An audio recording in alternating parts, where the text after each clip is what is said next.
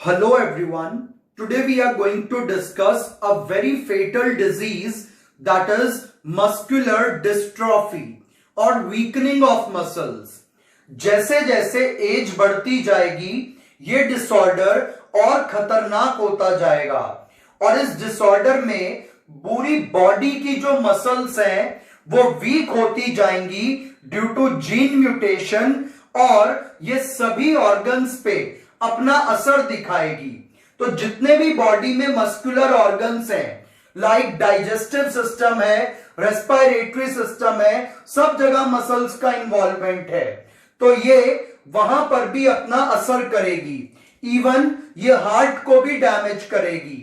तो एक मसल्स में होने वाला डिसऑर्डर मस्कुलर डिस्ट्रॉफी आज हम डिटेल में डिस्कस करेंगे। It is a type of autosomal dominant disorder. So let's see, it is a chronic, slow progressing, inherited multisystemic disease. यानी कि ये बहुत ही घातक है, धीरे धीरे बढ़ता है और बच्चों को पेरेंट्स से मिलता है, इनहेरिटेड है, and it is characterized by wasting of muscle, which means कि इसमें मसल्स का लॉस होता है। और इसको फर्स्ट टाइम डिस्कवर किया था स्टीनर्ट ने, तो इसीलिए इसको स्टीनर्ट डिस्ट्रॉफी भी कहा जाता है। And it is caused by gene mutation and it is a type of autosomal dominant disorder. तो ये काफी इंपॉर्टेंट क्वेश्चन है कि ये किस टाइप का डिसऑर्डर है। तो ये ऑटोसोमल डोमिनेंट डिसऑर्डर है and it is of two types, type 1 and type 2। जो टाइप 1 है ये कॉन्जेनाइटल भी हो सकती है, यानी कि ये बाय बर्थ हो सकती है। और जितने भी पेशेंट्स होते हैं मस्कुलर डिस्ट्रॉफी के, उनमें से 98% पेशेंट्स को DM1 या टाइप 1 कैटेगरी की डिजीज होती है और ओनली 2% लोगों को टाइप 2 डिजीज होती है। और हमें आज बेसिकली स्टडी करनी है टाइप 1। तो टाइप 1 डिजीज कैसे होती है अब आपको वो डिटेल में एक्सप्लेन कर रहा हूं। तो देखिए, ये है हमारे पास एक क्रोमोसोम और क्रोमोसोम के अंदर क्या होता है, क्रोमैटिन या डीएनए। तो क्रोमोसोम के अंदर मौजूद होता है डीएनए और डीएनए का एक लीनियर सेगमेंट क्या कहलाता है, जीन। तो हमारे पास ये क्रोमोसोम है और इसके ऊपर ये एक जीन लोकेट किया गया है and this chromosome is chromosome number 19।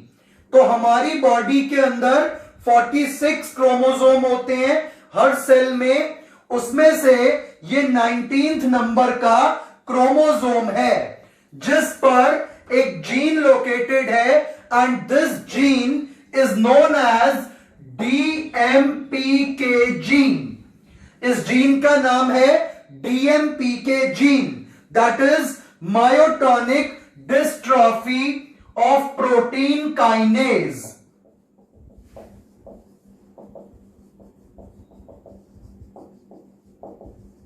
तो ये जीन लोकेटेड है क्रोमोसोम नंबर 19 पे।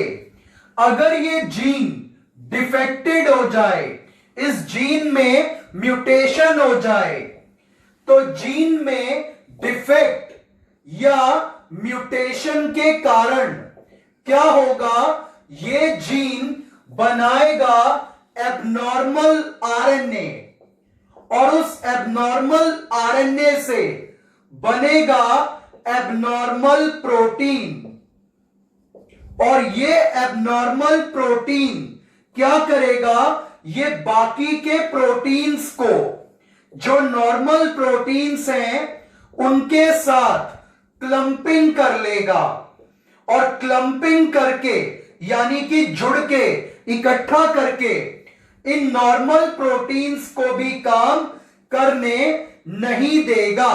तो ये सब आपस में जुड़ के क्लम्प बना गए और नॉर्मल प्रोटीन्स को भी काम करने नहीं दिया इस एबनॉर्मल प्रोटीन ने। और जब कभी ऐसा होगा तो ये नॉर्मल प्रोटीन भी काम नहीं कर पाएंगे, जिस वजह से मसल्स जो हैं वो डैमेज होने लगेंगी। और जैसे जैसे मसल्स डैमेज होंगी तो उसकी वजह से असर देखा जाएगा हार्ट पर, डाइजेस्टिव सिस्टम पर, ब्रेन पर, क्योंकि जो ये प्रोटीन है जो अब एबनॉर्मल बना है, नॉर्मली ये प्रोटीन काइनेज था, ये सेल्यूलर मैसेंजर की तरह भी काम करता है, तो ये वहां ब्रेन पे भी असर अपना दिखाएगा। उसके अलावा इंक्रीज स्लीप, ये व्यक्ति को बहुत सुस्त बना देता है।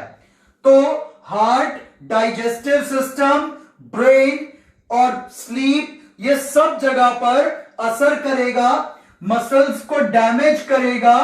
उसके साथ साथ हैंड्स, लेग्स ये भी वीक हो जाएंगे और मसल कॉन्ट्रैक्शन में प्रॉब्लम आएगी, जो ग्रिप है वो भी लॉस होगी। तो these all are symptoms of this problem muscular dystrophy. और ये टाइप 1 हमने अभी डिस्कस की है। तो टाइप 2 के भी सिस्टम जो सिम्टम्स हैं they are something like this only.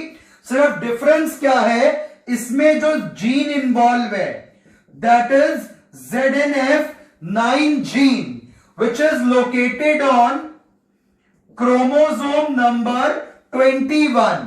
तो टाइप 1 का जो बचपन में ही हो जाती है उसका जीन क्रोमोसोम नंबर 19 पर DMP के जीन है, और टाइप 2 का क्रोमोसोम नंबर 21 पे ZNF9 जीन है। और जब इन जीन्स में डिफेक्ट आएगा तो डिफेक्ट की वजह से एबनॉर्मल प्रोटीन बनेंगे, वो एबनॉर्मल प्रोटीन क्लम्पिंग कर देंगे और बाकी के प्रोटीन्स को भी काम करने नहीं देंगे। और जब प्रोटीन्स काम नहीं करेंगे तो मसल्स वीक हो जाएंगी, ग्रिप लॉस होने लगेगी, हैंड, लेग्स और फेशियल मसल्स पे ये वीकनेस साफ जाहिर होगी और ये हार्ट, डाइजेस्टिव सिस्टम और ब्रेन पर भी अपना असर दिखाएगी। और अगर हमें इसको डायग्नोज करना है तो इसको डायग्नोज करने के लिए बायोप्सी की जा सकती है, MRI किया जा सकता है और इलेक्ट्रोमायोग्राफी भी की जा सकती है। तो इलेक्ट्रोमायोग्राफी,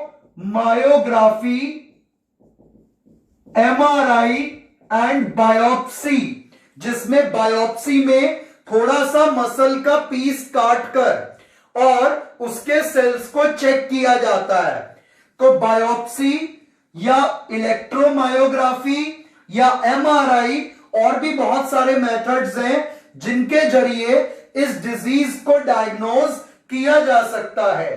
और इस डिजीज का जो प्रॉपर ट्रीटमेंट है वो जीन थेरेपी है। तो it can be treated by gene therapy. बाकी सिम्टम्स को रिड्यूस करने के लिए डिफरेंट ड्रग्स लिए जा सकते हैं, but proper treatment is only by gene therapy. और अगर फैमिली में किसी एक व्यक्ति को ये है तो उसके बच्चों में आगे ये डिजीज जरूर ट्रांसमिट होती है, क्योंकि ये एक टाइप की ऑटोसोमल डोमिनेंट डिसऑर्डर है कि अगर ये फादर को है तो बच्चों को भी हो सकती है। ऐसा नहीं होगा कि बच्चे उस केस में बच जाएं, होगी जरूर कि अगर 2 बच्चे हैं तो उसमें से एक को होने के चांस हो सकते हैं। तो बच्चों के अंदर इस डिजीज के जाने के चांसेस बहुत हाई रहते हैं।